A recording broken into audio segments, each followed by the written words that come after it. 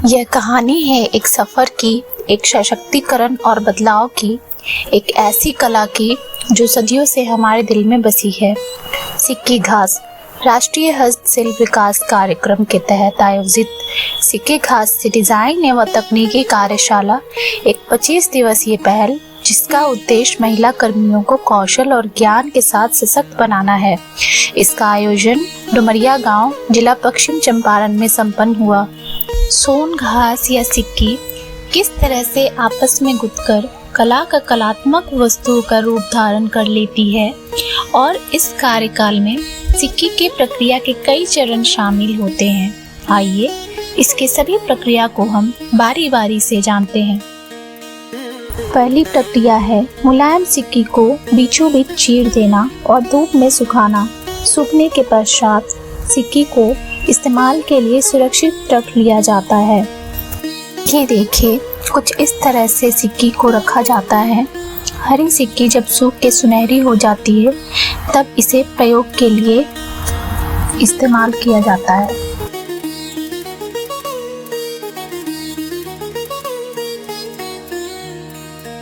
दूसरी प्रक्रिया है सिक्की को रंगना। सिक्की को रंगने के लिए चटक रंगों का इस्तेमाल किया जाता है, जैसे लाल, हरा, पीला, गुलाबी और बैंगनी। पहले लोग प्राकृतिक रंगों का इस्तेमाल करते थे, घर में रंग बनाए जाते थे। अब सिंथेटिक रंगों का प्रयोग होता है और फिर सिक्की के रंग को पानी में उबाला जाता है। रंग को 10 मिनट उबालने के बाद उसमें सिक्की के एक एक मुट्ठे को बारी बारी से डाला जाता है। उसके बाद सिक्की को ठंडा कर उसे धोया जाता है, जिससे दो फायदे हैं। एक, रंग स्थायी हो जाता है और दूसरा, सिक्की चमक उठती है। सिक्की को रूपाकार देने के उपकरण अत्यंत ही साधारण है। मुख्य उपकरण है छिदना। छिदना की मदद से घास को बुनने का काम शुरू होता है। कलाकार छिदना से घास को धागे की तरह उपयोग करके विभिन्न रूप देते हैं। अन्य उपकरण जैसे डोंगा बांस का बना होता है। उसमें कलाकार सिक्की को भिगो के रखते हैं ताकि सिक्की मुलायम रहे, और कटर या फिर कैंची, जिससे सिक्की को काटने का काम होता है। सिक्की का प्रयोग मांगलिक कार्यों में खूब होता है।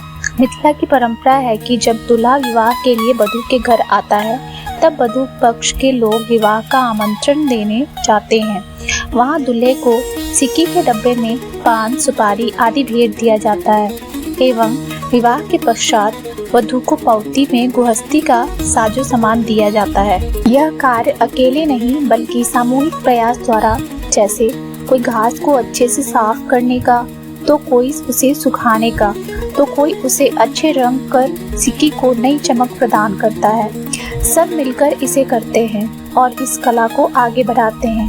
नवीनतम और कौशल के साथ महिला कर्मियों ने घास को एक अलग हस्त निर्मित पहचान दिया है, यह साबित करते हुए कि सक्षा शिल्प कौशल रचनात्मक और टिकाऊ दोनों है।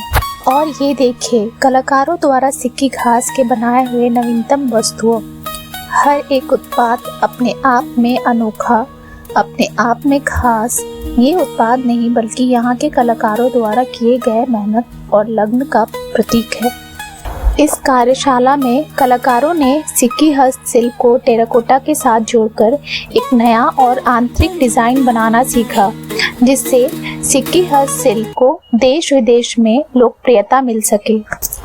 कार्यशाला के समापन में डीसीएच की तरफ से सहायक निदेशालय हस्तशिल्प ने परिसर का दौरा किया। यहाँ के महिला कर्मियों के समर्पण, रचनात्मकता, शिल्प कौशल को प्रत्यक्ष रूप से देखा। उन्होंने महिला कर्मियों के हाथ से बनी सामग्री व उनके अनुभव उपयोग की प्रशंसा की और इस अद्भुत कौशल को आगे ले जाने के लिए प्रोत्साहित किया। इस कार्यशाला से अर्जित कौशल कारीगरों को अपनी व्यवसाय विकसित करने और आत्मनिर्भर आजीविका बनाने में मदद करेंगे। अगली बार जब भी कोई सिक्की घास से बने वस्तुओं को देखे तो उन्हें सिर्फ रंग या डिजाइन ही नहीं बल्कि हमारे बिहार की संस्कृति और सांस्कृतिक धरोहर एक पहचान है। आइए इस कला को बढ़ावा दें और इसे अगली पीढ़ी तक पहुंचाएं, क्योंकि ये अनेक रंगों से बने घास वस्तुएं हमारी जिंदगी का एक अहम हिस्सा है। और अंत में मैं बस यही कहना चाहूँगी कि हर घास का तिनका व्यर्थ नहीं होता। यदि उसे सही हाथ मिल जाए तो वह संस्कृति बन जाती है।